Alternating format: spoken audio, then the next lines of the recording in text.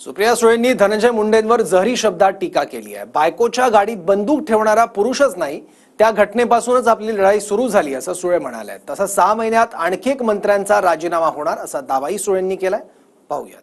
जो पुरुष स्वतःची जी बायको असेल तिच्या गाडीत बंदूक ठेवू शकतो अशा पुरुषाबरोबर एक पुरुष नाहीच।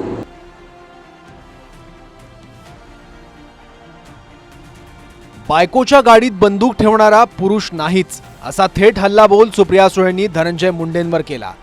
त्याच्यासोबत काम करणार नाही ही भूमिका तेव्हापासूनच होती असं सुप्रिया सुळेंनी पदाधिकाऱ्यांच्या मेळाव्यात म्हटलं। ते जर या पक्षात असते मी त्या पक्षात असते तर ते तरी राहिले असते नाही तर मी तरी राहिले असते। मी त्या पक्षात काम करू शकत नाही हे आता मानत आणि सगळ्या दुनियेला माहिती आहे की माझी लढाई त्यांच्याबरोबर पक्षात एक असतानाही होती। हे कधी बाहेर बोललेले नाही पण आज संघटनेत बसतो। जो पुरुष स्वतःची जी बायको असेल ती आपल्या मुलांची आई आहे तिच्या गाडीत बंदूक ठेवू शकतो अशा पुरुषाबरोबर एक पुरुष नाहीच आणि त्याच्याबरोबर मी काम करणार नाही। आणि तेव्हापासून लढाई सुरू झाली। मी आज पहिल्यांदा ही गोष्ट बोलतो आणि मी माईकवर पण बोलते नाही कोणाला घाबरत। सुप्रिया सुळेंचा रोख करुणा मुंडेंवरून धनंजय मुंडेंवर आहे। गाडीत बंदूक सापडल्यानं करुणा मुंडेंना जेलमध्येही जावं लागलं होतं। धनंजय मुंडेंच्या सांगण्यावरून आपल्या कारमध्ये बंदूक ठेवल्याचा आरोप करुणा मुंडेंनीही याआधी केलाय। आपकी गाड़ी में रिवॉल्वर भी मिली है? नहीं, रिवॉल्वर वो उन्होंने जबरदस्ती डलवाई है।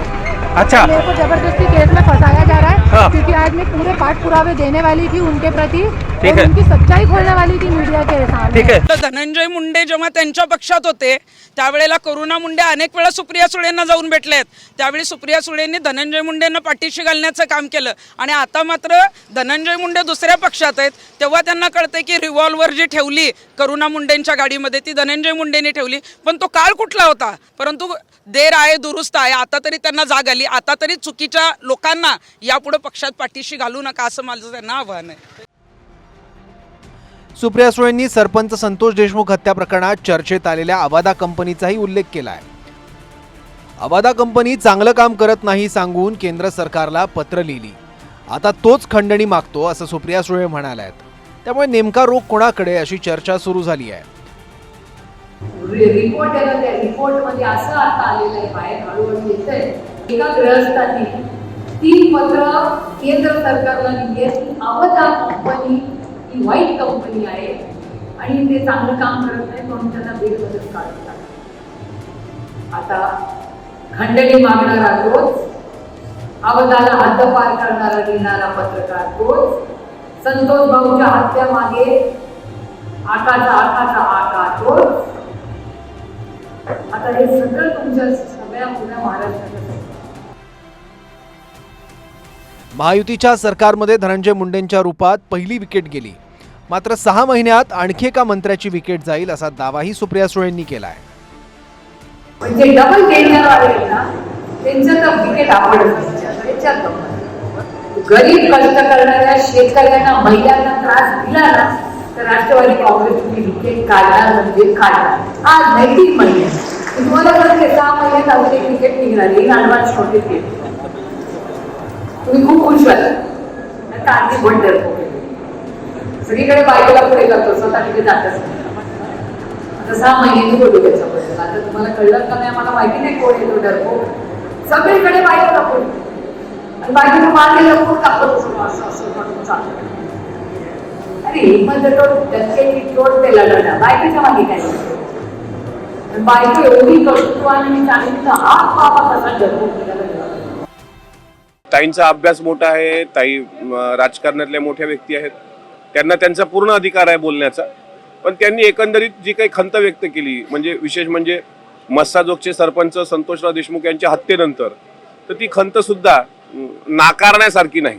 म्हणजे सुप्रिया ताईंनी केलेलं भाषण हे त्यांच्या कार्यकर्त्यांना त्यांच्या पक्षाला पाठबळ देणारं आहे। त्यामुळे आता येत्या काळात कोणाची विकेट जाईल हे काळ ठरवेल। सुप्रिया सुळेंनी पुन्हा वक्तव्य हे काय महाविकास आघाडीचं सरकार आहे का? नाही त्यांनी वक्तव्य केलंय की 6 महिन्यात अजून एक हो पण महाविकास आघाडीचं सरकार आहे का? बळी देण्यासाठी आणि बळी घेण्यासाठी. आमचे सगळे मंत्री सक्षम आहेत. सरकार आमचं लोकांच्या हिताचं चाललेलं आहे. आम्हाला मोठ्या मताधिक्य म्हणून लोकांनी आम्हाला सरकारमध्ये बसवलेलं आहे. म्हणून ताईंनी वाट पाहत करावी, दिवस मोजावे, आकाशाकडे पाहत राहावं. काय सुप्रिया सुळेंनी आणखी एका मंत्र्याचा राजीनामा होईल असं भाकीत वर्तवलंय.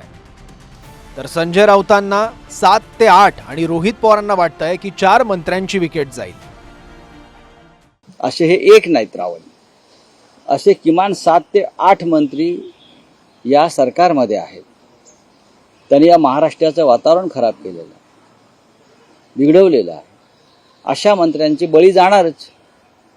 आणि हे बळी घेण्यासाठी आम्हाला भारतीय जनता पक्षाचे काही लोक हत्यारं पुरवत आहेत, त्यांचा मी आभारी आहे.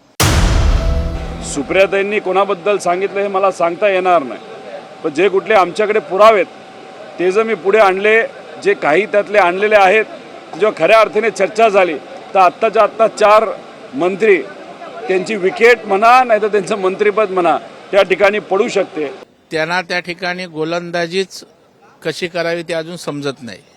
आणि आमचे मंत्री एवढे भक्कम आहेत की अशा प्रकारची ती विकेट टाकणार नाहीत, कारण त्याचे कॅप्टन राज्याचे मुख्यमंत्री देवेंद्र फडणवीस साहेब आहेत. आणि त्याच्यामुळे खेळाडूंना मार्गदर्शन त्यांचं प्रॉपर आहे. ह्यानेच बॉलिंग टाकताना त्या ठिकाणी आपल्या क्रीजच्या बाहेर बॉल जाणार नाही याची काळजी घ्यावी. आता पुढच्या 6-7 महिन्यात काय काय होतं हे दिसेलच, पण सरकारला ब्रह्मदेव सुद्धा धक्का लावू शकत नाही असं अजित पवारांनी म्हटलंय.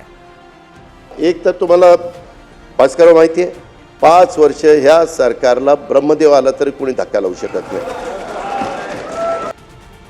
पुण्याहून योगेश बोरसेसह bureau report, TV9 Marathi, Mumbai.